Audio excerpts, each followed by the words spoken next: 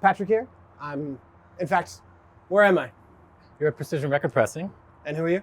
I'm Paul Miller. Yeah. You might recognize Paul from his episode of Record Rooms. And we thought it would be a good idea to do a plant tour. So we're at Precision Record Pressing in beautiful Burlington, Ontario. Mm-hmm. All right, shall we go on in? Let's do it. Let's do it.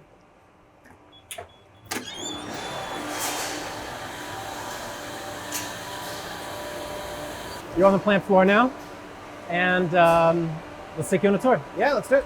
So this first area is where center labels are stored. Now actually when the labels come in, they get received and they get baked in an oven, which is maybe not something everyone expects, but the idea is to get all the moisture out of the paper and out of the ink.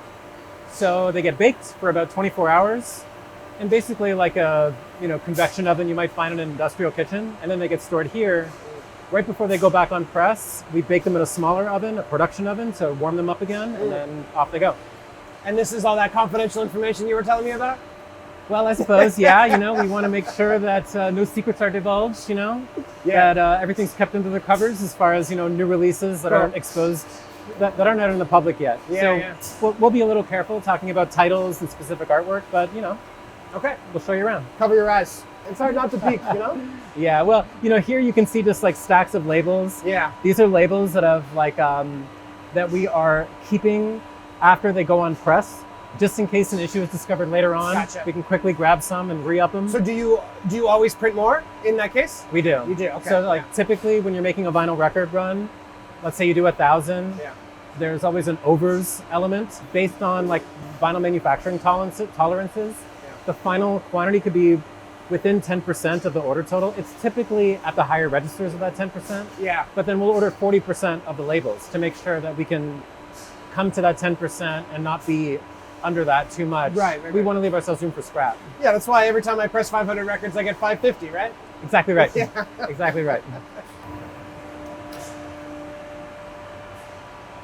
It's pretty hot.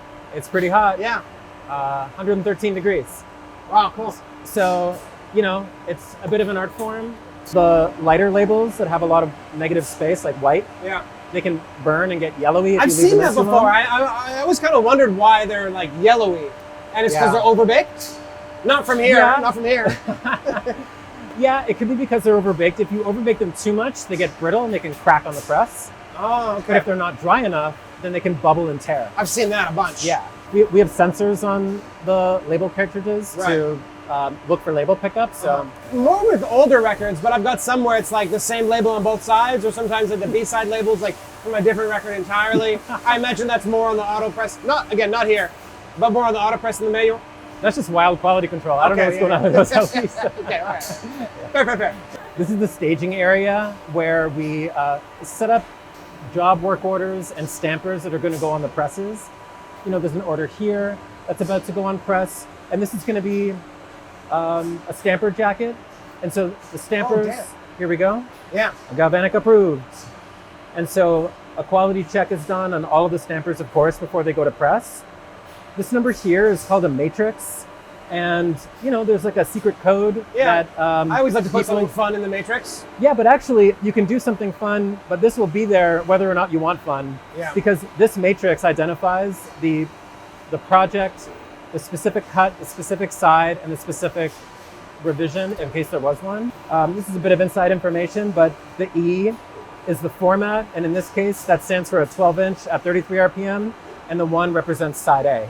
Yeah, on a double album, you'll have E1, E2, E3, E4. We tend to refer to them as side A, side B, side C, side D, but this is a more foolproof system for identification. The pressing process obviously is happening here. Yeah. The metalwork is something that we do at our parent company, GZ Media in the Czech Republic. Yeah.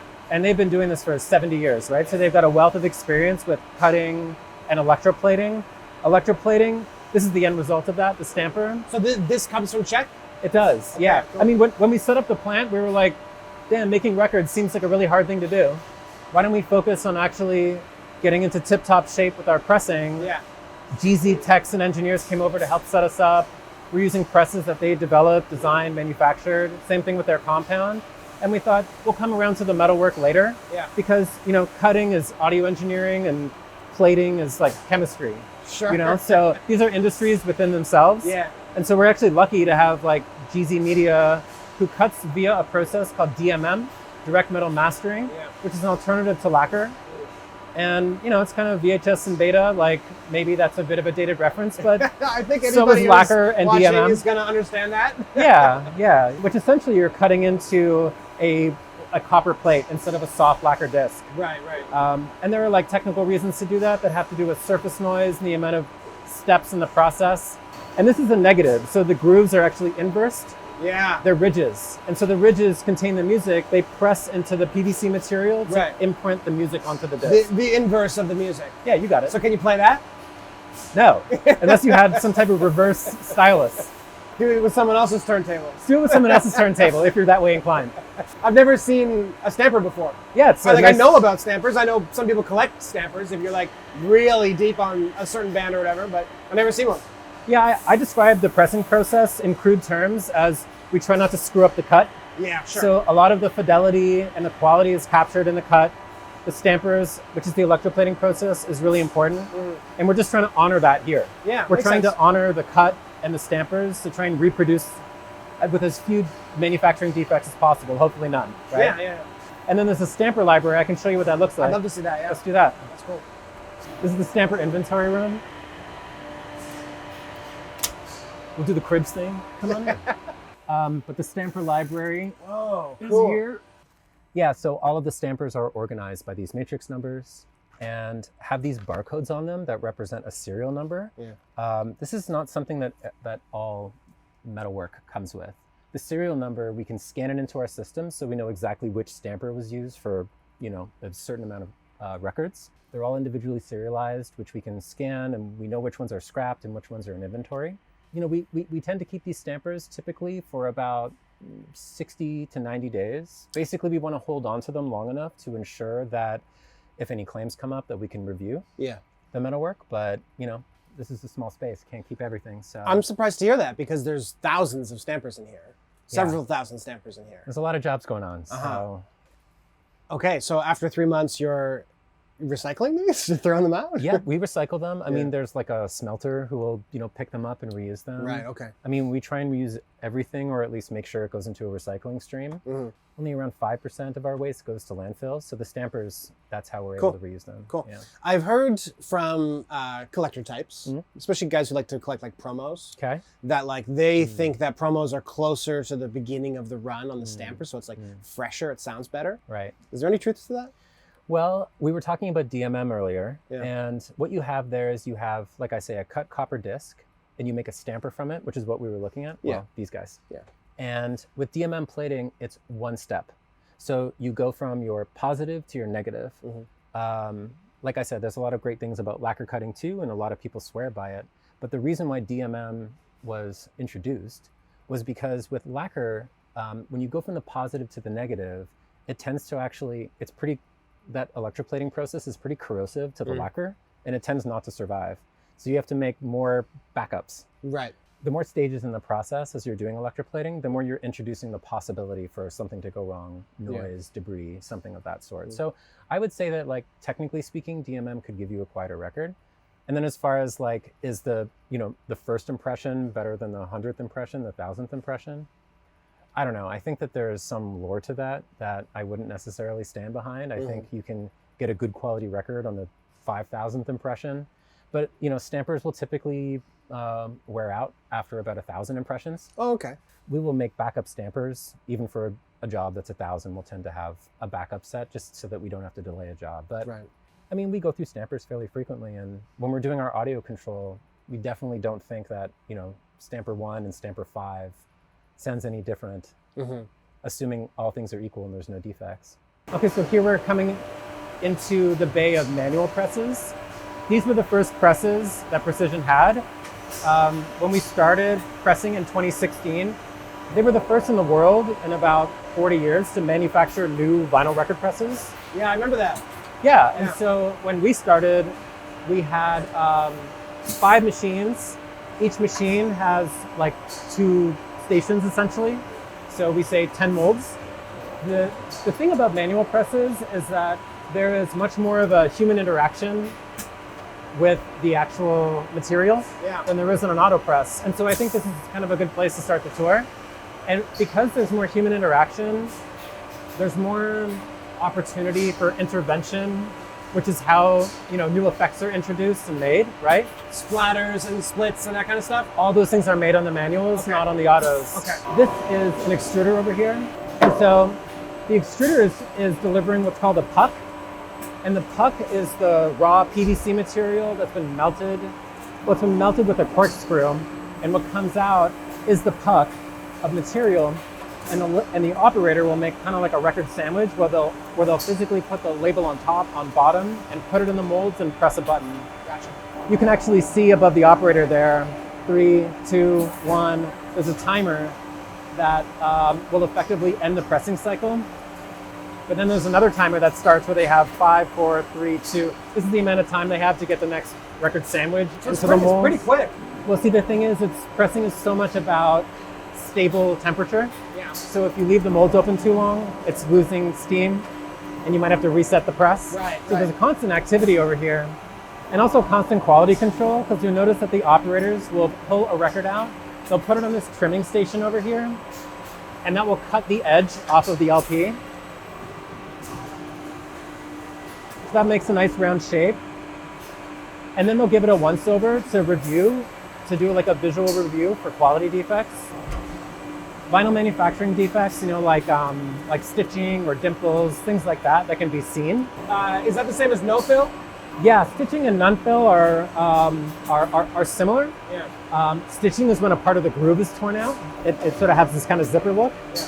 Non-fill is when, as the press is closed and the compound is running across the mold, if it doesn't fill all the voids in the stamper, Yeah. then what you're going to hear is essentially a void of information. Like Yeah. it can be challenging because from color to color, then one might run hotter or colder. When you're making effects, it presents its own challenges. So there's a lot of visual and audio quality control you need to put in. Yeah. So this is all the flash cuttings, and the flash cuttings will be reground and reused. Oh yeah. But actually on the auto press, there's a pretty cool way that we've done that I want to show you. It's hard to reuse this material here because you can see it's like bluey white because Yeah. that was what the effect is. Yeah. So unless you want a bluey white LP that's all blended together, this can't effectively be used. So he's going to take all these flash cuts, and we're actually going to sort them by color. So this is going to go into our blue EcoMix, and the EcoMix is like a recycled vinyl product that are all the bluish effects from these manual presses that Right. we can't reuse as a single color. Okay, so like the customer can't be like, it has to be this specific way. I imagine it's like a cheaper price if you're a little more flexible on that. The EcoMix is like a range. Yeah. So there's like a blue, a green, a red, and it's going to be somewhere in a light blue Ish. to a dark blue, Got it, yeah, okay. but it won't be some random color. It's not like Pukey gray mush. No, and actually, you're triggering me because I did a CBC interview about EcoMix, and I was talking about that mush, and I called it baby vomit, Yeah. and that got broadcasted on national news. So Well, I just did it that'll be again. Twice. Baby That'll be vomit, twice. I'm back. It's the same price as color, Yeah, but at the same time, like we guarantee you're getting like a marbled effect. yeah. And there's a lot more labor involved in like sorting the material and regrinding it that Sure, way. sure. So, this is a half and half LP. So here we need two extruders, one running the blue compound, one running the red. The operator will manually compress the two pucks together side by side. And you can see it's not like a perfect line because Yeah. obviously this is plastics melting together. Yeah. But it's kind of someone I guess is trying to make a bit of a 3D looking record over here. Looks like a popsicle or something. It does, Yeah. a 3D popsicle. We have like kind of a fade, and then we have like a half and half. Do you have any machines doing splatter? I think there's one over here. The next one? Okay, yeah. Oh yeah, look at that. There you go. Perfect. Great segue. So this is probably T6, a light blue with looks like black splatter. All our splatter is heavy splatter. And this type of splatter, we call it standard, but it really is regrind. And the regrind makes like, I don't know, just like a more expressive kind of like pattern across the disc. You can use virgin compound, which is the actual pellets Yeah. that have not been reground, and that makes a more dotty effect. So we have like different splatter types you can choose from. Dot, which is the virgin, and standard, which is the regrind. It just creates a different aesthetic on the LP. Cool. And everyone is a little bit different in that case, yeah? Yeah, exactly. You can see what the operator is doing is that they're taking that light blue puck and they're submerging it into a tray of unmelted black compound. Yeah. The black compound melts into the puck a little bit, but then by the time it goes on the press and we start the cycle, it's not like fully melted into the material, right? It's like at a different melting point than the puck that's come out from the extruder. So it has this kind of interplay on the face of the disc. Cool. Very cool. These are the flash cuts that you saw from over there. Yeah. That are being collected here. They're going to go to the warehouse and get sorted into the EcoMix program. Yeah, this is how we make our blends. I mean, first of all, this is the virgin compound. This is the raw compound, the PVC material. And we have a whole bunch of recipes, like 500 of them, that will all make these blends, as we call them, which, you know, some people also refer to as like a marble or a mix. Yeah. Am I allowed to touch them? Yeah, this is the interactive part of the tour. You can dive your hand right in.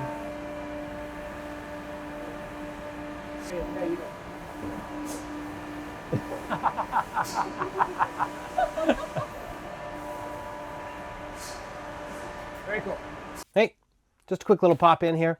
If you liked the video so far, I'd really appreciate it if you could like, comment, subscribe, share with your friends, do all that kind of stuff. All of that really helps me grow the channel, really helps me make more videos. I'd really appreciate it. And if you'd like to do a little bit more than that, I also have a Patreon where I post all my episodes ad-free. Membership for that starts at $2 a month. And it also automatically includes you into a monthly rare record raffle that I do. At the end of every month, I draw a name out of a hat of all my subscribers, and I mail a cool record to them for free. I even pay for shipping. This month's raffle record is Spiritual Healing by Death, classic death metal album. This is the first press from 1990. Previously, I've given away Stooges' Funhouse, first Ramones record, Refused, Shape of Punk to Come, and I've got some really cool ones coming up over the next couple of months. I've got Karma by Pharoah Saunders, this is 1970 press. I Should Coco by Supergrass, original UK press, my favorite of the Britpop. And then I've got this Japanese press, Man Machine by Kraftwerk, complete with Obi strip. All of these over the next couple of months, I'm gonna be giving away. So if you like videos about music and the potential to win cool shit, sign up for my Patreon, $2. Thank you. Back to the video. Hey guys. This is our audio quality control room, and this is our system called the AQA. And essentially what it is that there is a bank of eight turntables per operator. And this is a pretty advanced system because what it's doing is it's comparing the waveform of the digital audio to two copies of the pressed LP. And so you can see like two of the same LPs there. So basically we're running like, you know, the A side, the A side. These are actually like synchronized. I was gonna say, are they synced? There's an automated camera that will drop the needle at the lead-in at a synced up time, so that what you're comparing is the digital audio waveform and two copies of the LP. And through that, you can look for audio defects visually. Yeah. So the operator is listening, but the system is guiding them in the direction of where the defects are, so that you're not sitting there in cans all day long just listening to LPs as we used to do before we had this system. That's my dream job. People get like earphone fatigue. You know? Sure.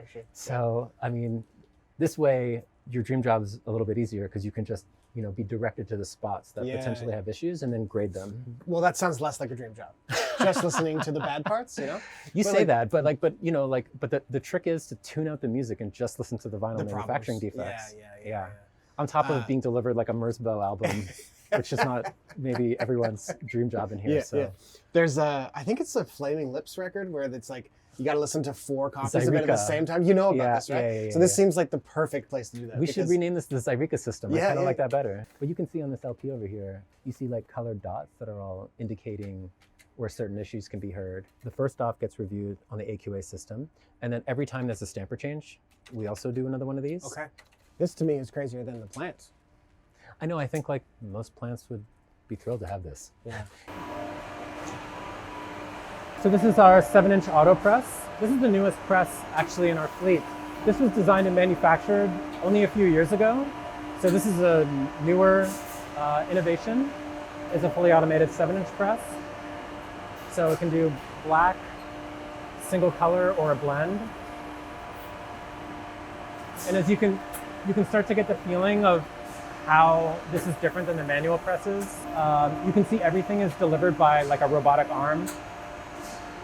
Yeah, it's So the fully labels are being automated. picked up with an automated carriage. The extruder is further back into the machine than we can see, but it's delivering a puck to the mold. There's an automated trimming station right there, Wow. and the flash is going to fall into that bucket below. It probably illustrates why all of the effects can really only be done on the manual presses, with the exception of the blends, because the blends are a premix, as you saw. But when you have 2 pucks or splatter material, like that's where you need the manual presses. These are the types of effects that you can get from the blend program. So they're not splatter, they're not half and half, etc.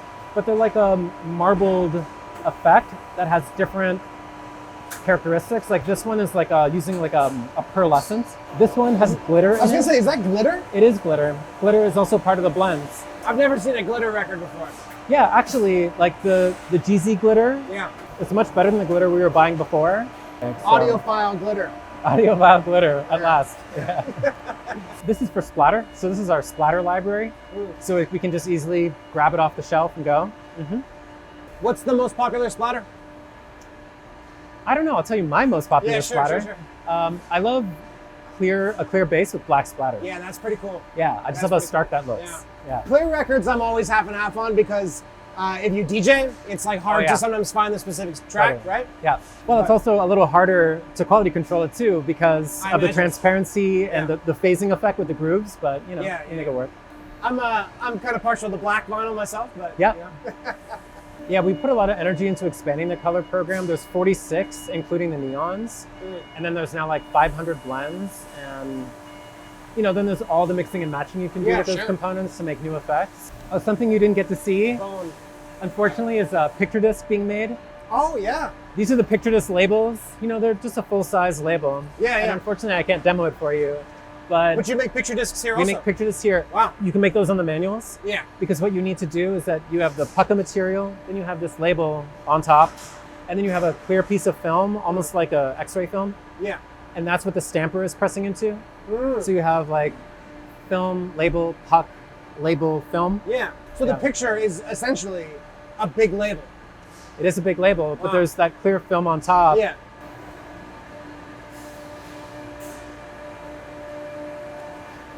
What's going on here? What's going on with these guys, huh? Yeah. These are rejected LPs. I mean, you can already see scuffing. I mean, maybe it was from being thrown in the bin. I can see more than scuffing. They've been thoroughly scuffed at this point, but Yeah. they're going to be reground into second generation compound. Gotcha. And so the reason why it looks like this is because a bit of our, you know, reclaim process where the center label is punched out. Yeah, you drill it out clearly. Yeah. Yeah, we knock it out with the press. Yeah. And the reason you do that is because when we regrind this material, you don't want the paper to be contaminated Obviously, within yeah. the compound. So first we knock it out, then we slice it in half, and then you can actually feed these back into a slot that will Uh-huh. regrind it here Cool. so that we can make reground on site. There's a separate machine where Okay. you punch the label out, and then you feed the LP, which knocks it in half. You'll see it down there. Gotcha. I thought maybe you had a guy in the back just like breaking him over his knee. It's something like that. And it's eco-friendly, recycler, right? Yeah, again, like that is the idea, to reuse everything here as much Right. as possible. Some things can't be reused today, which is whenever we're changing from one color to the next, Yeah. you have to purge the extruder. Yeah, otherwise there's some sort of crossover. Yeah. Yeah. And so to do that, you make what's called a snake. Okay. Looks like a big snake, like a big piece of spaghetti. Yeah. You know what a snake is. I know what a snake is. I didn't need to give you I'm that second familiar, part. I'm familiar. Okay. And then the pucks that are rejected before they actually get put in the press, they harden and they're also quite dense. We can't regrind them here. Yeah. But that's our goal, is to just have only that stuff go to landfill and eventually get rid of that too, so everything is reused. Gotcha. But speaking of things being reused, we should check out this auto press here, because all of our auto presses have these grinder units. Now, that flash cut material that we saw being cut from the manuals, and also on the 7-inch press too, was being dropped into a bucket. Here what's happening is that that's the flash being fed into this pocket grinder. This will grind the material and then feed it back into the hopper, which feeds it back into the extruder. So it's a closed loop of recycling. Wow, cool. Here you can see these are some like picture disc rejects. Oh yeah, wow, cool. These are the reject bins. This is actually an effect called a zoetrope. Have you heard of that? It's like it looks like an animation. It is, exactly. It's just a regular picture disc, and so it's all in the design. Yeah. But So what's the most common reason that would put a record in the reject bin? I would say it's things like nunfill, stitching as we talked about. The process of mounting stampers is also a really specialized skill. Yeah. If you accidentally scuff it, you can get a scratch that will show up in the LP. Yeah, sure. That's an automatic bin. Maybe we can show this without showing it, but here's some more glitter records. So we have 20 auto presses, and they can all run a single color, so black or any translucent, opaque, neon. The blends, as I was saying. The only other auto effect is something called Galaxy, which is where we're dosing specific quantities of color 1, color 2, Okay. and it makes this galactic looking effect. Yeah. Good for your psych records. Very good for your psych Galaxy records. vinyl, man. Totally. Yeah. Very outer spacey. This is just a small portable unit where the centers are punched. Yeah. You can see the centers in here. I see that. I guess we got to be a little careful about that. This one's cool though. Oh, that's cool. I dig that. Sorry. There you go. That's awesome. Whoever designed that label, good job. Yeah. You can keep that as a Oh, souvenir. thank you very There much. go. Yeah. Hell yeah. But that's basically it. Cool. You know, we got more autos down here. You saw the manuals. Beautiful. I didn't realize that there'd be so many auto presses. So that Yeah, is I cool. mean, like an auto press can manufacture 800 records in a shift, and a manual press is slower, Yeah, about sure. 500 in a shift. So if you're just making black records, Yeah. you're going to want to run them on an auto all day long. Sure. Roughly, how many records come out of here in a day? 50,000, 50 to 60,000, 50 depending to on the 60. day. Wow. Okay. Yeah. That's crazy. Yeah. No, I know. I still can't believe that all of this is, Yeah. meeting the demand for vinyl records. Yeah. It still blows my mind.